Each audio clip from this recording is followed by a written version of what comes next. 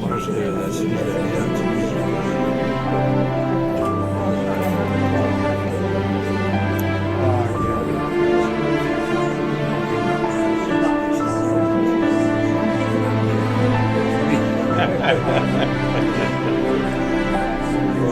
C'est l'amoureux du toujours.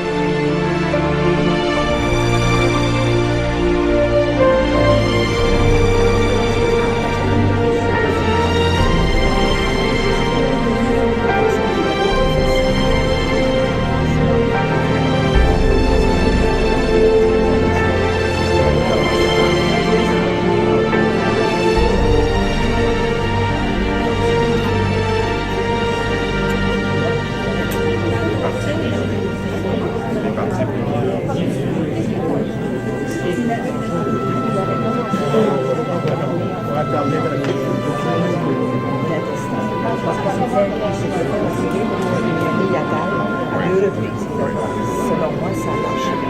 Oui, il m'a dit connaître. Alors moi, je suis jamais allée demander, parce qu'il y a pas mal que vous autres Bonsoir à vous tous. Je m'appelle Solange Delorme.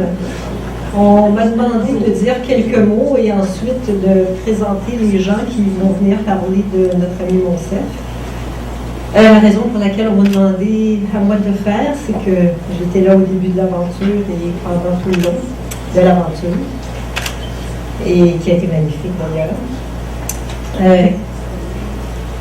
Un mot qui m'a été dit quand j'ai eu annoncé à quelqu'un le décès de Monsef, c'est le propriétaire du resto en bas de l'édifice où Monsef et moi avons nos bureaux. Et il m'a dit, c'est dommage. Puis je me suis dit, oui, c'est vrai. C'est dommage.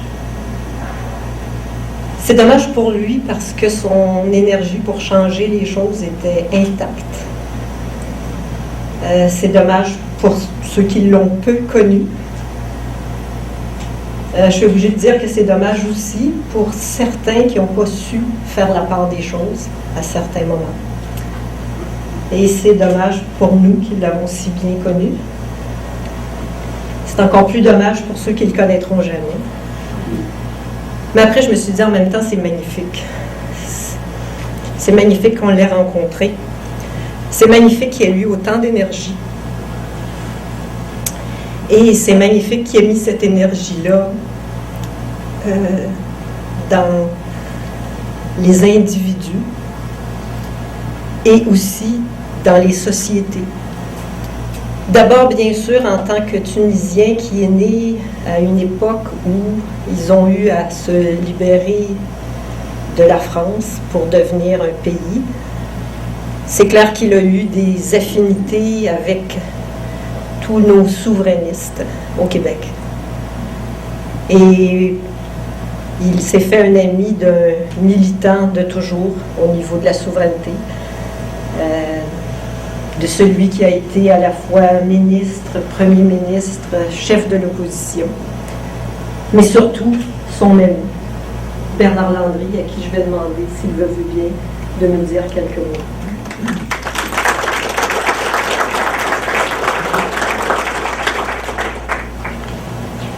je vois et j'ai vu en Monsef un homme de tête, très certainement, un intellectuel puissant qui a fait avancer une science fondamentale, qui est pratiquement la science de l'âme, celle qui permet de rechercher le bonheur et de conjurer le malheur, la psychologie, la formation, le développement humain.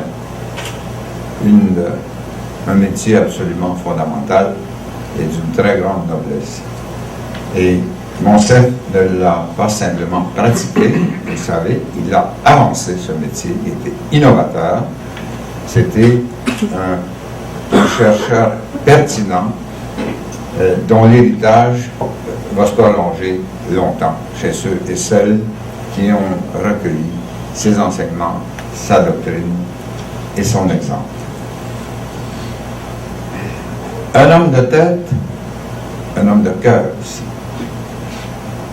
Et la meilleure preuve, je crois, c'est qu'il a pu avoir dans son grand cœur deux patries qu'il a aimées l'une et l'autre, autant l'une que l'autre.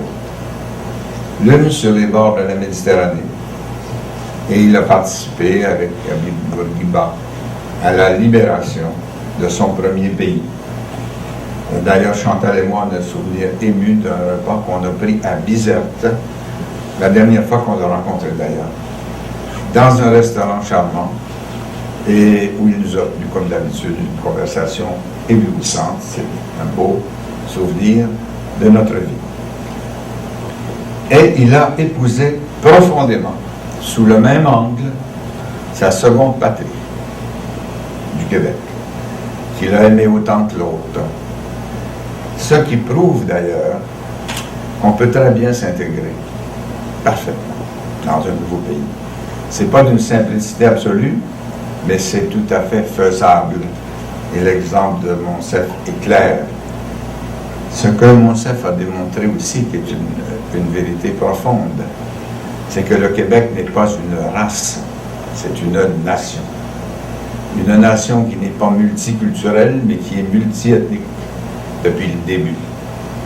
On s'est métissé avec des Amérindiens dès les premières années de notre histoire nationale. On a accueilli des gens formidables comme Monsef, qui sont devenus nous, comme nous sommes nous-mêmes. Évidemment, tout ce qui touche la politique, qui est un sport extrême, comporte des risques. Et Monsef, comme bien d'autres, a fait cette expérience qui était un peu pénible et dans laquelle nous l'avons soutenu du mieux que l'on pouvait. Mais ce qui est bon, c'est que notre justice a rendu justice à Monsef. Il y a eu des périodes pénibles, mais il y a eu la joie de voir qu'il avait raison et que c'était un homme, oui, de tête, oui, de cœur, mais un homme juste. Et tout le monde le sait, et ça nous console de sa mort. Sa belle vie nous console un peu de son départ. On peut dire, quand on regarde le parcours de Monsef, mort où est ta victoire? C'est Monsef qui a gagné par sa belle vie. Et pour terminer en parlant à la québécoise, Monsef, il y a longtemps que je t'aime, jamais je ne t'oublierai.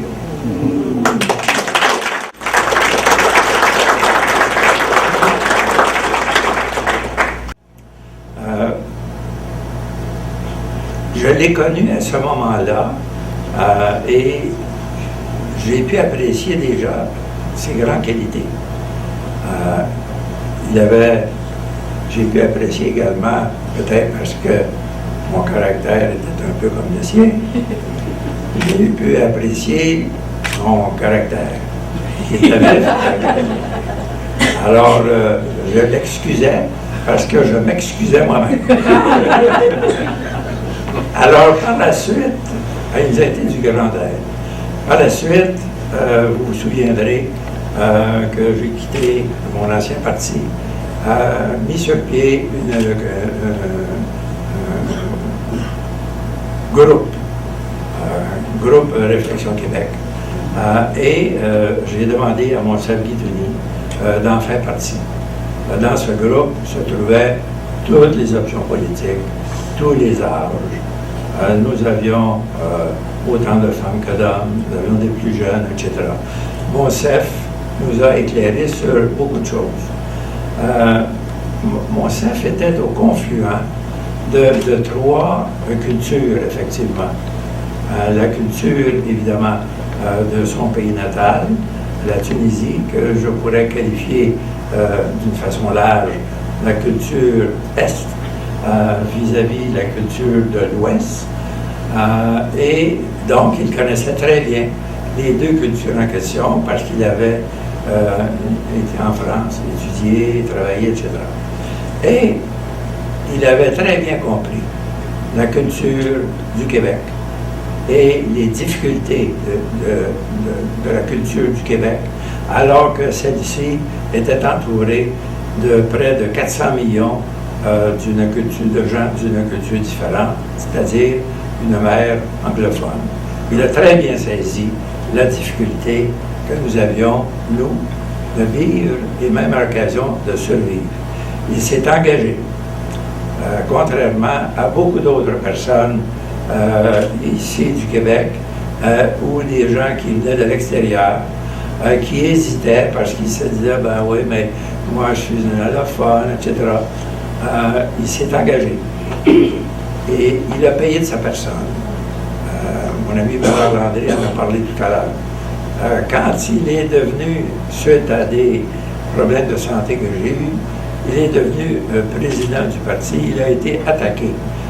Et je lui ai dit, avant que j'aille témoigner pour lui en cours, que c'était un honneur pour lui de s'être fait poursuivre d'une façon injuste, de cette façon-là.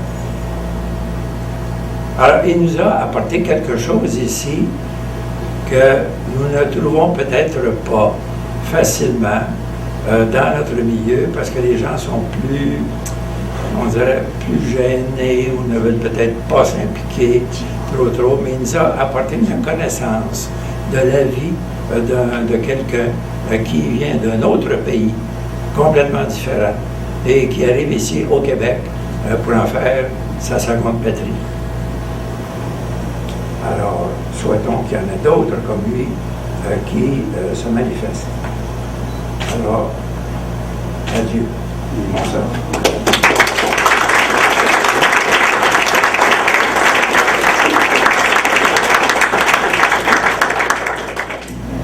Alors, je vais demander à M. Jacques Saada s'il veut bien venir nous dire quelques mots de cette amitié.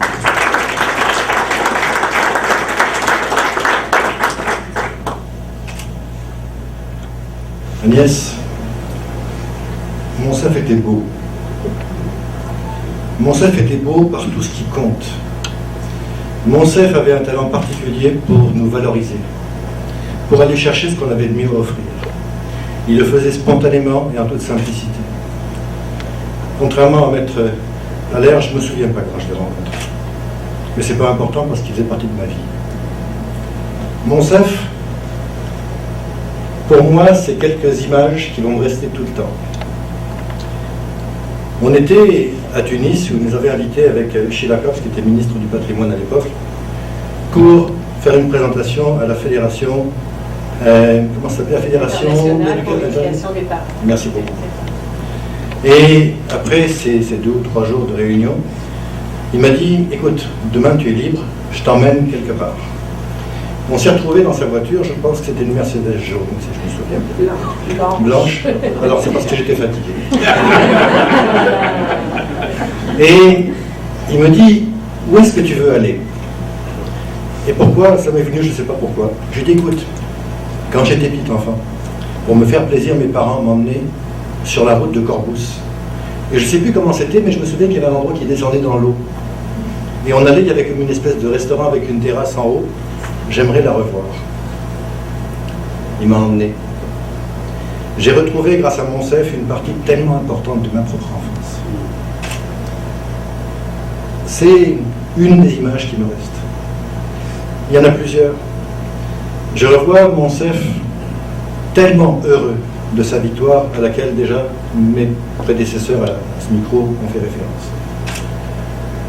Je crois que s'il y avait une phrase qui devait illustrer Monsef, c'est une phrase de Sénèque, le philosophe romain, qui avait dit « C'est pas parce que c'est difficile qu'on n'ose pas, c'est parce qu'on n'ose pas que c'est difficile. » Et Monsef a osé.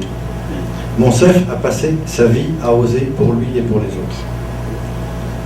Pour moi, Monsef, avec son petit mouvement de tête caractéristique quand il vous parlait, ses yeux qui s'allumaient, qui vous lançaient une invitation à quelque chose, et puis il y avait un piège derrière, mais il fallait faire attention. Il est venu me voir une fois en me disant « Jacques, j'ai écrit un livre sur le président Ben Ali. Est-ce que tu accepterais d'en faire la préface ?» Et j'ai dit « Mais attends une seconde, je veux lire le livre. » Parce que dans ma tête, c'était vraiment très loin d'être clair. C'était pas blanc et noir, c'était assez confus. Il m'a dit, écoute Jacques, tu vas prendre le livre, tu vas le lire, tu me donneras ta réponse, et ce que tu voudras écrire ne sera jamais censuré, ça va être ta préface à toi. Je lui ai dit, mais Monsef, tu te rends bien compte que si j'écris des choses qui ne sont pas forcément dans l'humeur du temps, il va y avoir des risques pour toi. Il me dit, Jacques, gère la préface, je vais gérer mes affaires. Et j'ai effectivement rédigé cette préface. Monsieur Landry, Monsieur Allaire, je vous remercie très sincèrement de l'éloquence avec laquelle vous avez fait allusion ou référence à la contribution de Monsef. Bien sûr, nous appartenons tous à des positions, à des formations politiques différentes. Et je veux conclure là-dessus. C'est la meilleure preuve que Monsef était un homme universel. C'est la meilleure preuve que Monsef savait rassembler. C'est la meilleure preuve que Monsef cherchait toujours à prendre ce que chacune des options avait à offrir avec ses propres convictions et les mettre en lumière. Monsef, ça a été un bâton, un appui pour moi extrêmement important. Et Agnès, tu es en deuil, nous sommes tous en deuil. Nous pensons à toi particulièrement, bien sûr. Luc, merci beaucoup de m'avoir fait contribuer à cette soirée. Pour moi, c'est un grand honneur. Ciao, Monsef.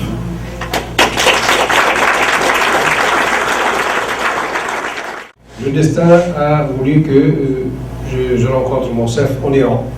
J'étais ambassadeur à Téhéran et j'étais invité à une conférence internationale. Et on me dit, mes amis iraniens me disaient que c'est un Tunisien qui préside la réunion. Donc c'est l'occasion de le rencontrer.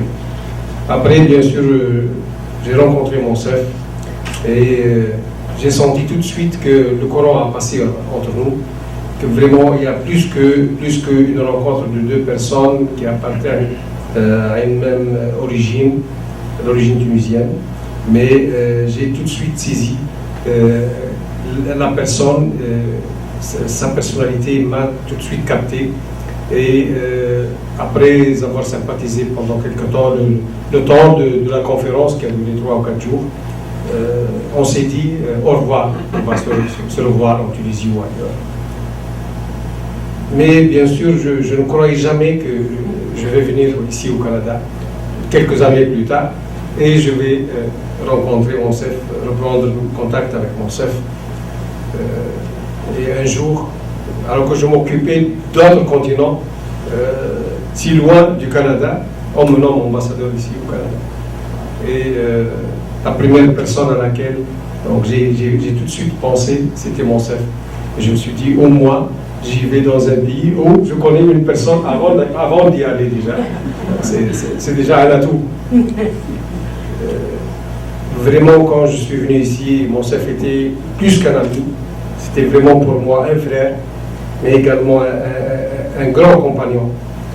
Parce qu'on se rencontrait souvent et on partageait beaucoup de choses ensemble, pas seulement au niveau politique, mais surtout au niveau humain. Et j'ai toujours apprécié, hautement apprécié chez Monsef le libre penseur. C'était vraiment quelqu'un qui frappe par la liberté de penser, par cette aisance donc, à communiquer avec vous et c'était également un créateur. Donc, vous sentez également dans la communication que c'est quelqu'un qui est en perpétuelle évolution. Son esprit, donc, travaille beaucoup et il communique très rapidement. C'est ce qui convient aux diplomates, généralement. Et donc, j'étais très proche de Monsef, vraiment. Ça n'apparaît pas peut-être parce que je suis une personne normalement discrète. Et donc, lorsqu'on se rencontre avec Monsef, on échange intensément. J'ai également, avant son départ d'ici, la dernière fois, bien sûr, on s'est vus ensemble et resté quelque temps.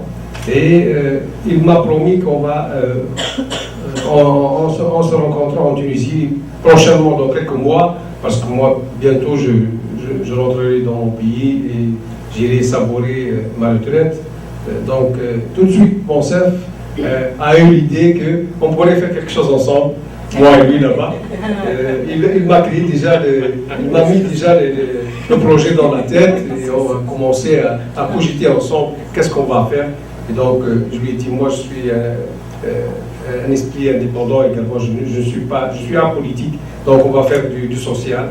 On va travailler dans la société civile tunisienne. Il y a une révolution qui est là, sur les bras.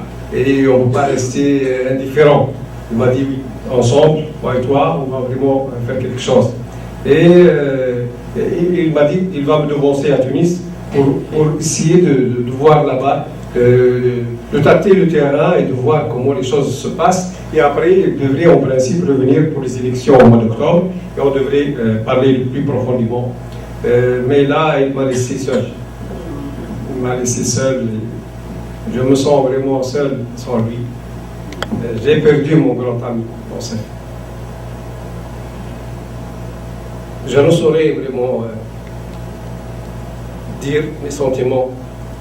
Et la perte de Monsef, c'est énorme. Vous n'êtes pas seul, vraiment, la perte de Monsef. Mais j'ai perdu il y a quelques années, il y a 2-3 ans, des proches, parents de mon père. Et en perdant Monsef, qui est un grand frère pour moi, j'ai le sentiment que je suis en train de perdre beaucoup de choses. Que parfois on se dit, si on perd beaucoup, qu'est-ce qu'on souhaite après garder de cette vie, vraiment. Je crois que ne nous reste que le souvenir. Et je crois que c'est avec le souvenir de Monsef, d'un grand cœur, d'un grand penseur, et d'un grand ami, d'un grand frère, qu'on va vivre encore le temps qui nous reste dans cette vie. Je serai toujours à vos côtés. Ma porte à Tunis, en Tunisie, sera la vôtre toujours. La petite maison sera la vôtre. Vous viendrez quand vous voudrez. Vous me trouverez à vos côtés. Merci.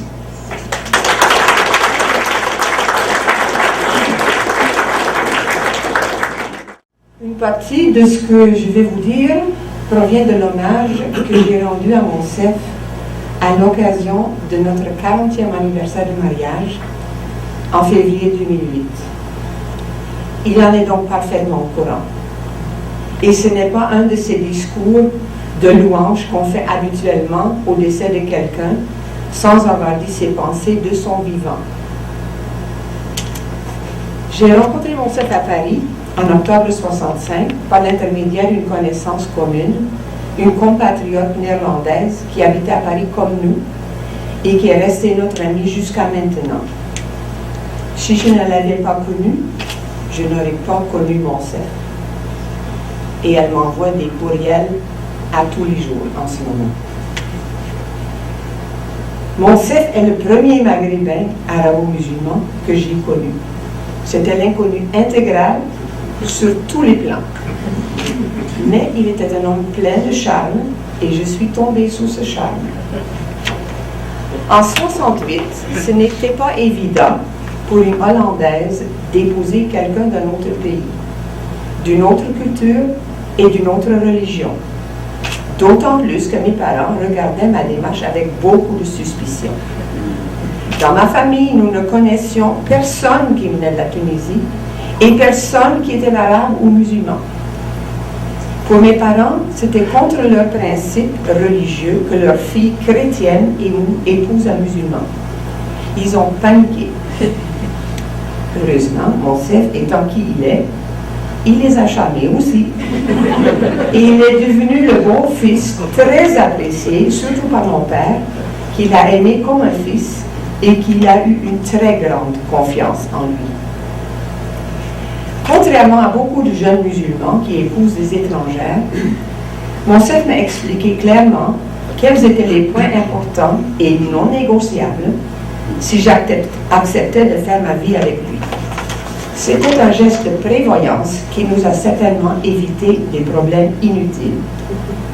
Déjà à 28 ans, il avait une sagesse qu'il a continué à développer tout au long de notre vie ensemble et qui le caractérise particulièrement. En ce jour, le 21 septembre 2011, je réfléchis sur le très grand bout de chemin que nous avons fait ensemble. Marié à Paris le 17 février 1968, jusqu'à son décès le 19 août 2011, cela fait exactement 43 ans et demi que nous avons été mariés et 46 ans que nous nous connaissons.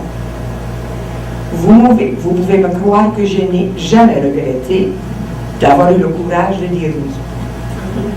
Je dois admettre que j'ai toujours eu la conviction intime que mon chef avait un avenir prometteur devant lui et qu'il était donc un compagnon de valeur. Mais je n'aurais jamais pu m'imaginer où cela le mènerait et quelle vie que nous mènerions, ni ses accomplissements exceptionnels dont j'ai été témoin et qu'il nous a laissés en héritage, pour nous tous et pour tous ces jeunes qui sont notre avenir.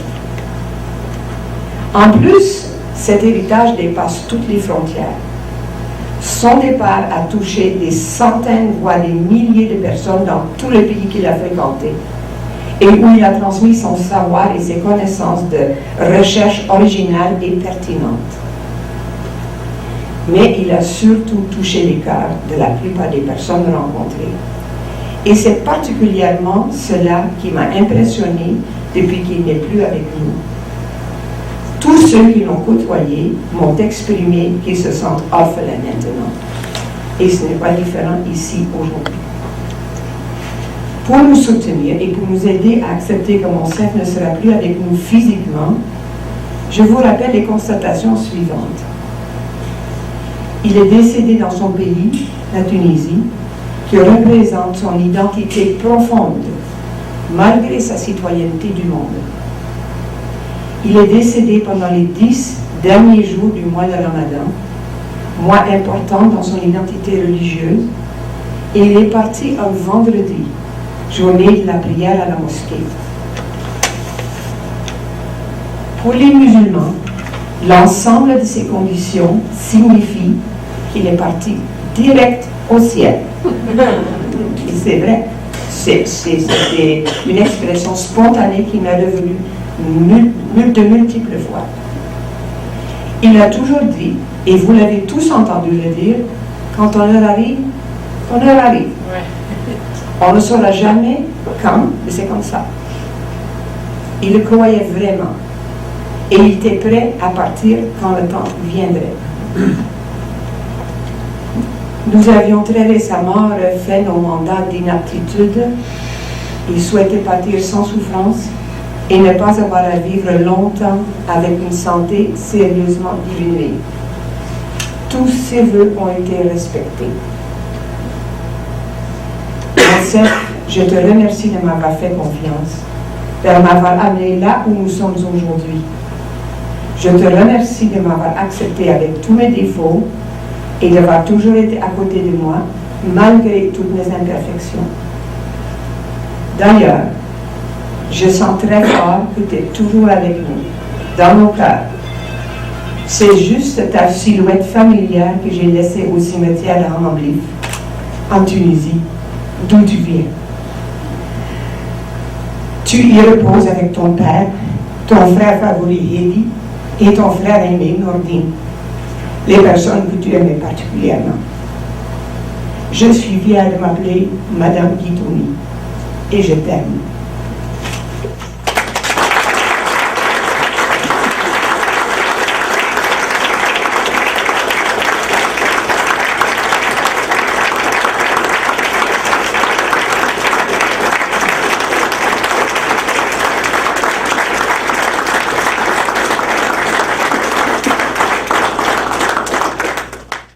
Comme vous, je suis tellement heureuse que le décès de Monsef soit arrivé à une époque de sa vie où, professionnellement, je dirais qu'il était dans une apothéose, demandé dans plein d'endroits en Europe.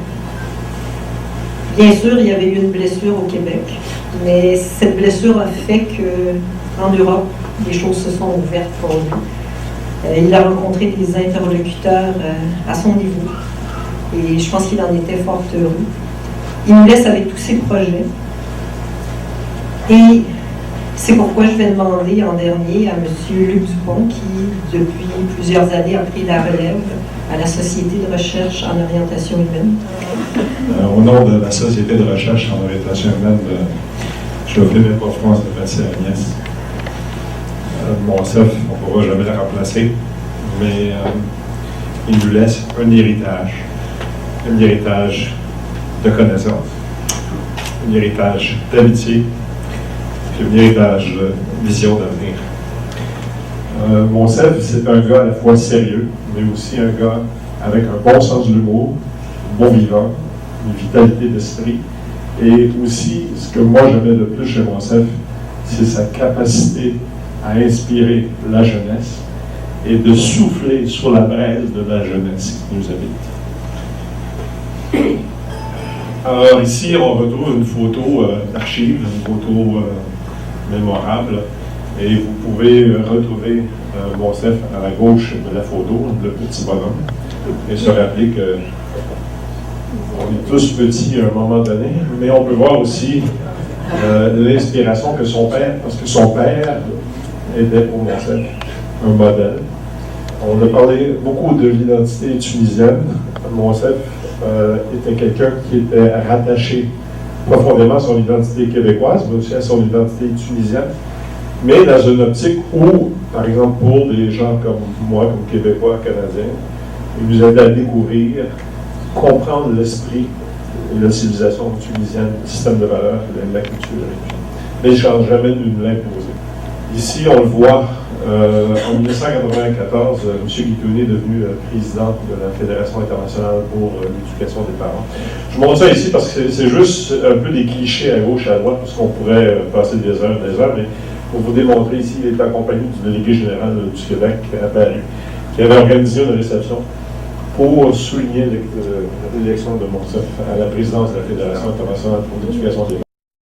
Ici, on le voit à droite, en haut, une photo avec Jean-Pierre Charbonneau, au moment où Jean-Pierre Charbonneau pilotait la loi 24, déjà dans les années 80.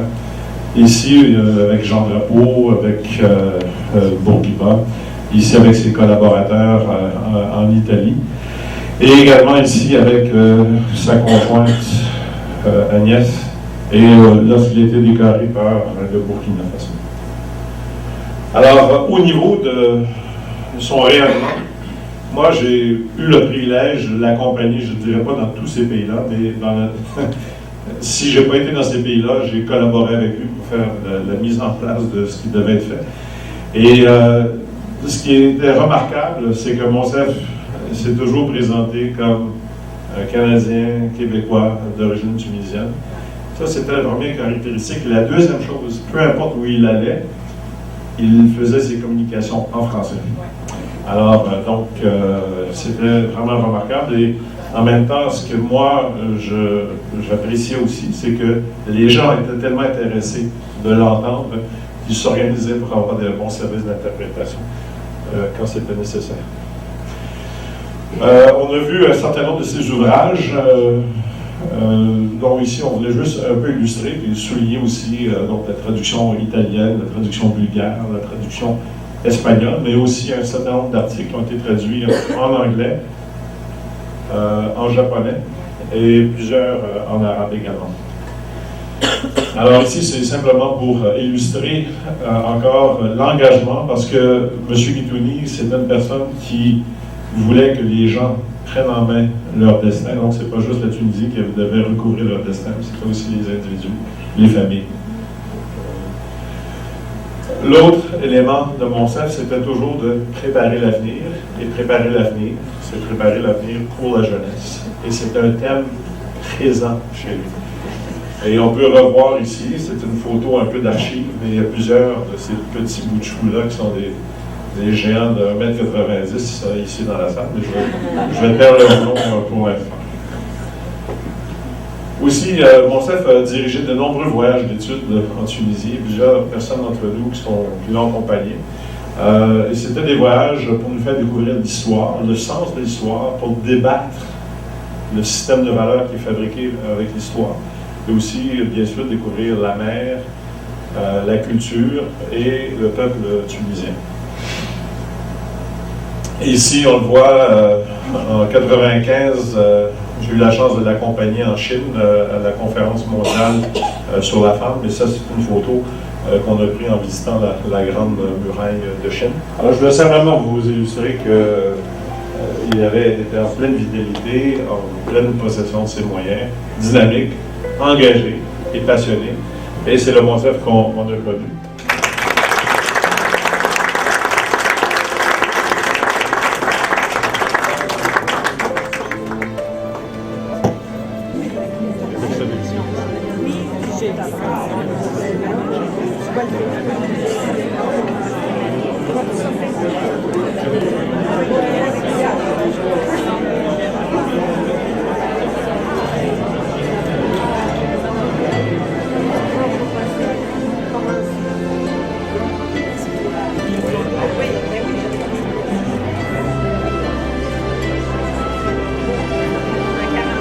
Présenter comme établi.